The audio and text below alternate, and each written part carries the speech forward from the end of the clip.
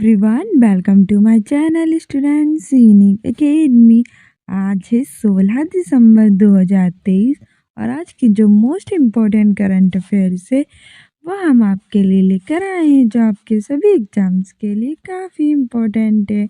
हमारा पहला क्वेश्चन कह रहा है कि 15 दिसंबर 2023 को 73वीं पुण्यतिथि किसकी मनाई गई।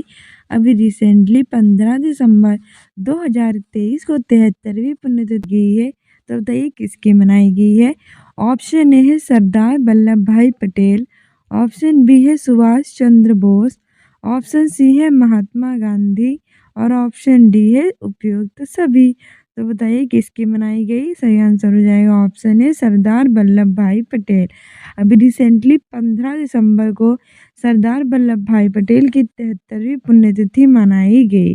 ठीक है, वहीं रिसेंटली अभी 31 अक्टूबर को सरदार वल्लभ भाई पटेल की जो जयंती थी वो राष्ट्रीय एकता दिवस के रूप में भी मनाई गई थी, ये भी याद रखना। सरदार वल्लभ भाई पटेल को लौह पुरुष के नाम से जाना जाता है और ये भारत के पहले गृह मंत्री और उप प्रधानमंत्री थे। ठीक है, और इन्होंने 1931 के कराची अधिवेशन में भाग लिया था भारतीय राष्ट्रीय कांग्रेस के।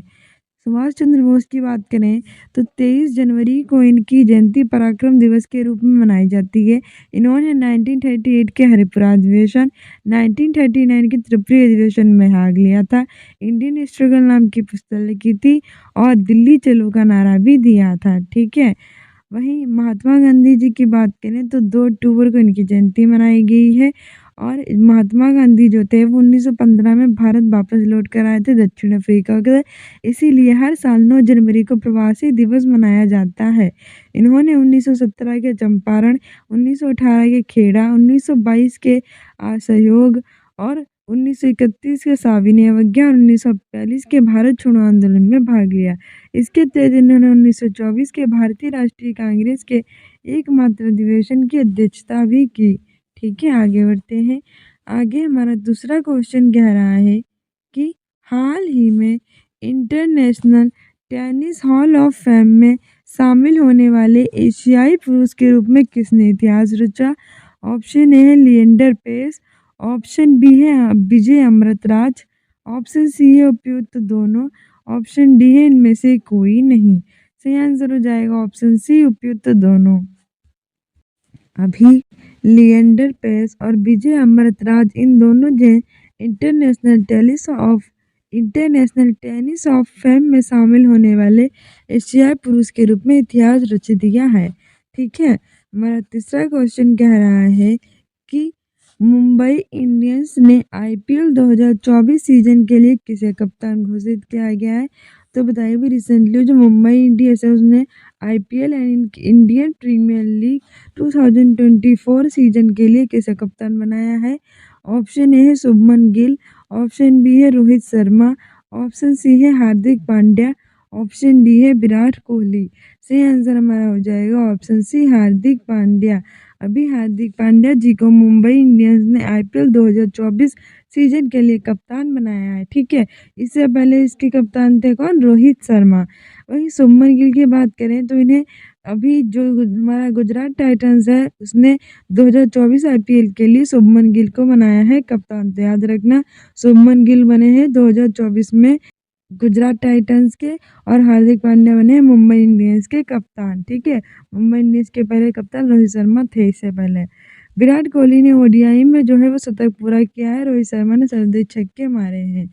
आगे हमारा चौथा क्वेश्चन कह रहा है कि हाल ही में वार्षिक शार अमरतला तोगया महोत्सव कहाँ मनाया गया है।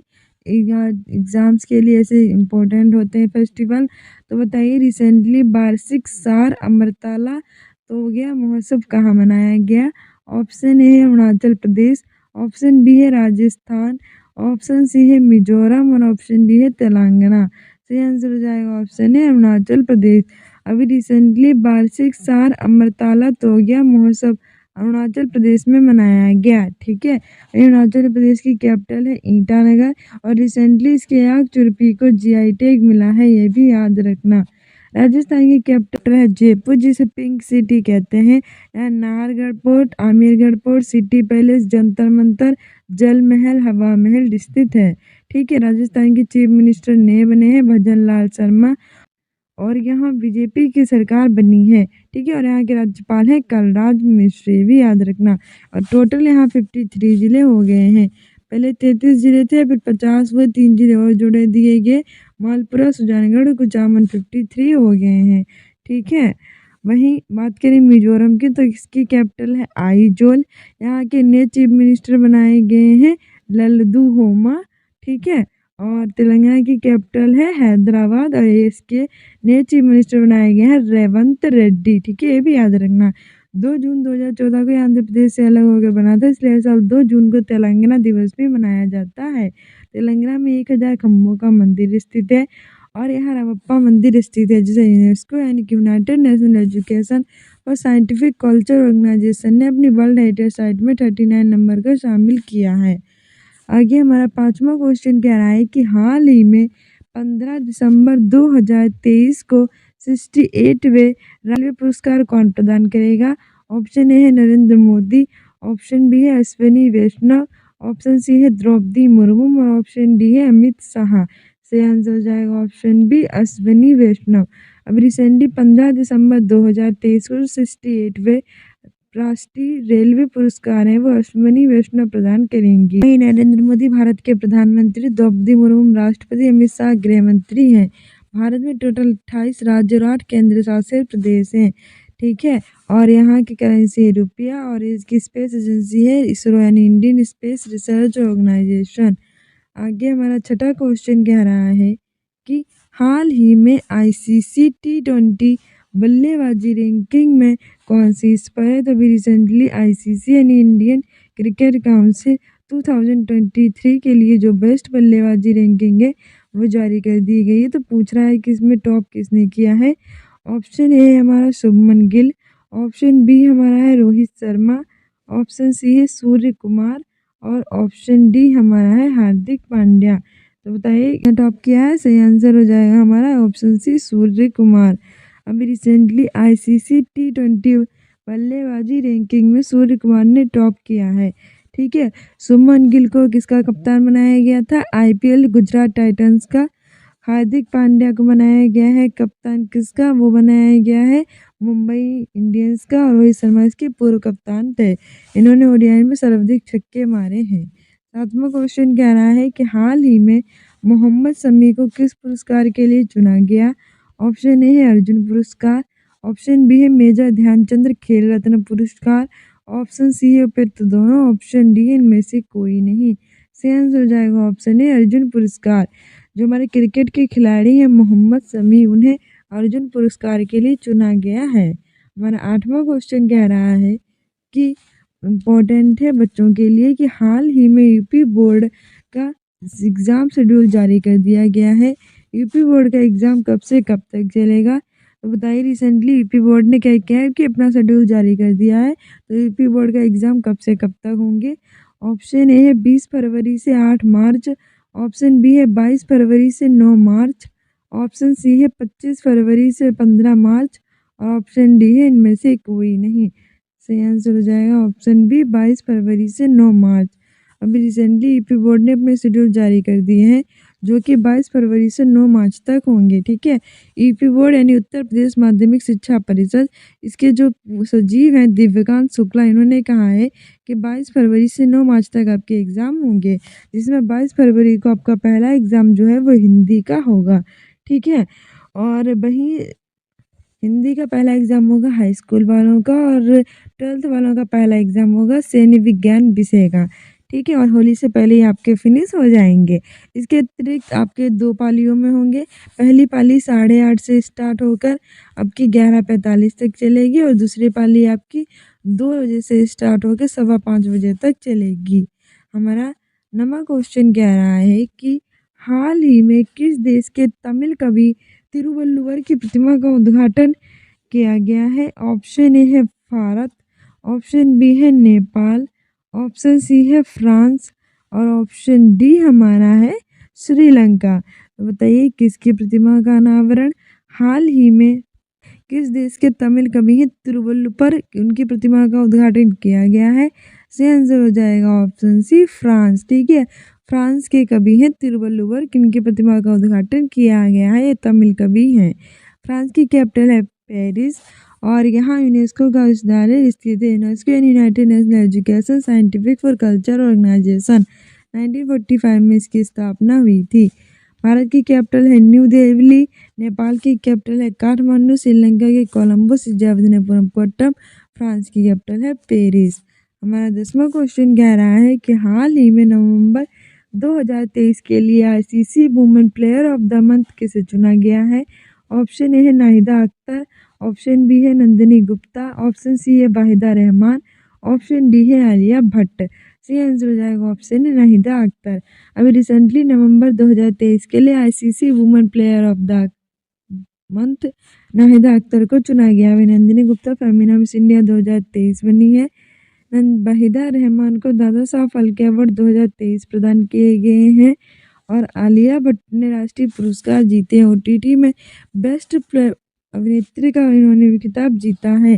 ठीक है, आगे हमारा अगला क्वेश्चन कह रहा है कि फाइनली हमारे आ चुके हैं रिवीजन क्वेश्चंस, क्योंकि डेली नए क्वेश्चंस याद करते हैं और पुराने भूल जाते हैं। हम नहीं भूलेंगे क्योंकि नए के साथ साथ पुराने क्वेश्चंस भी रिवाइज करेंगे। हमारा पहला रिवीजन क्वेश्चन कह रहा है कि हाल ही में 11 दिसंबर को कौन सा दिवस मनाया गया? यानी कि अभी रिसेंटली जो 11 दिसंबर था उसको हमने कौन सा दिन मनाया है?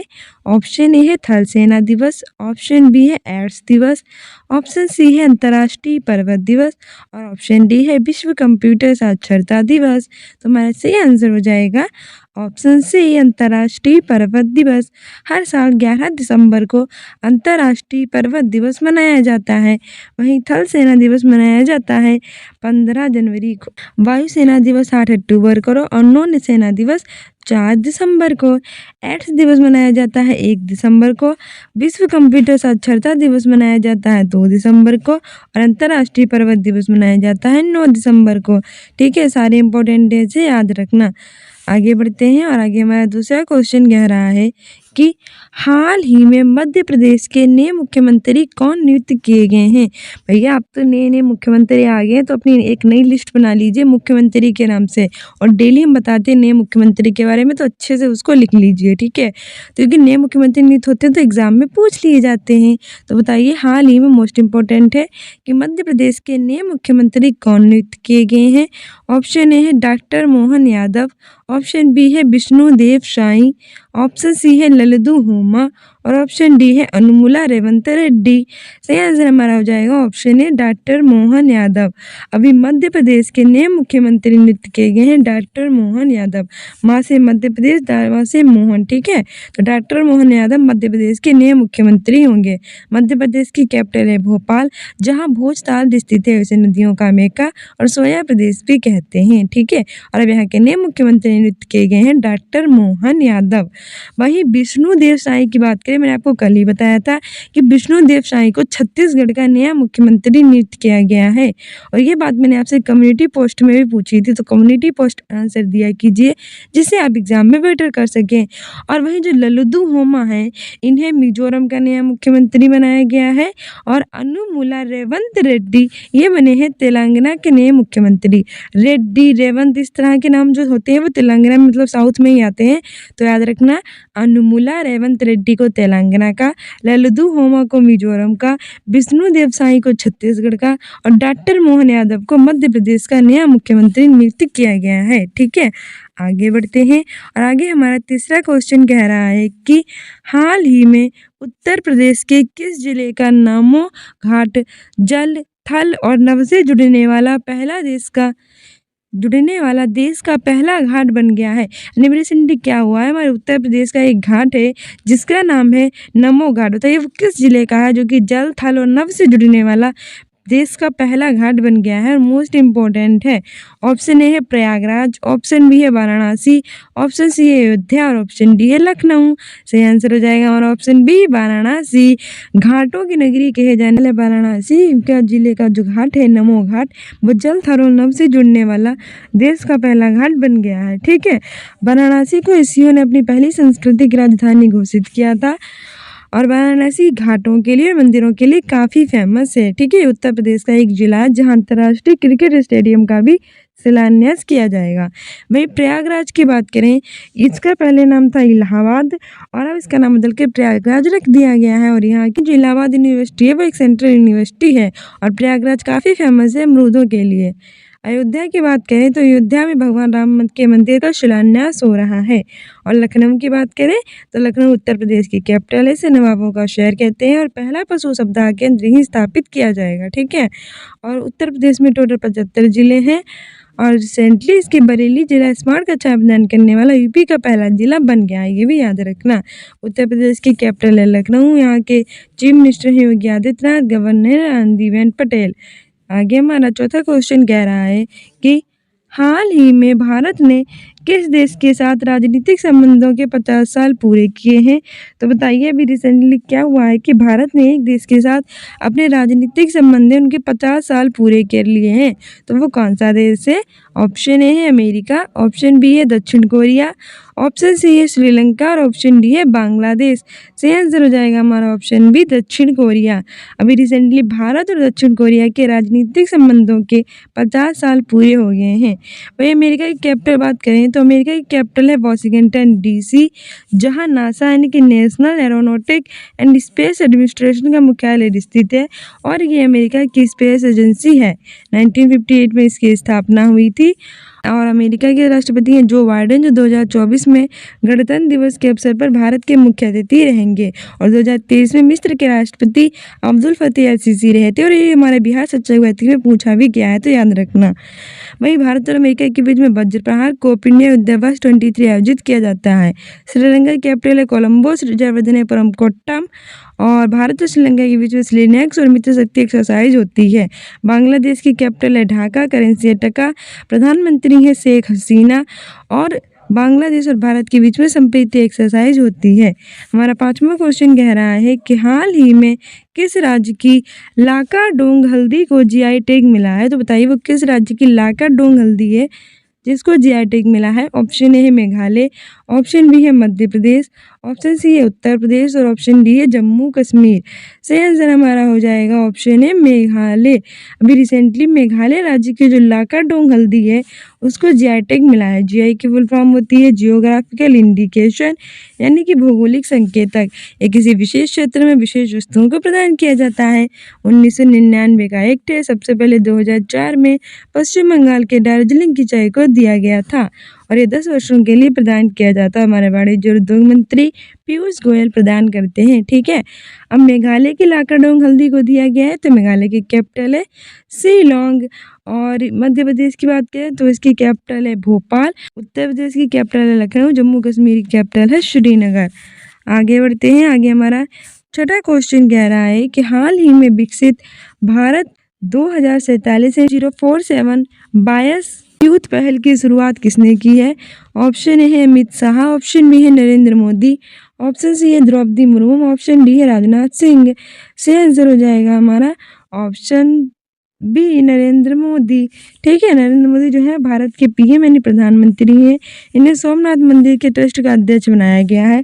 अमित शाह भारत के गृह मंत्री हैं, द्रौपदी मुर्मू राष्ट्रपति हैं, राजनाथ सिंह रक्षा मंत्री हैं। ठीक है, आगे बढ़ते हैं। आगे हमारा सातवां क्वेश्चन कह रहा है कि हाल ही में उत्तर प्रदेश के कौन से टाइगर रिजर्व को ट्रांसफॉर्मेटिव सस्टेनेबल टूरिज्म पोटेंशियल के लिए कैलाश श्रृंखला पुरस्कार दिया गया है?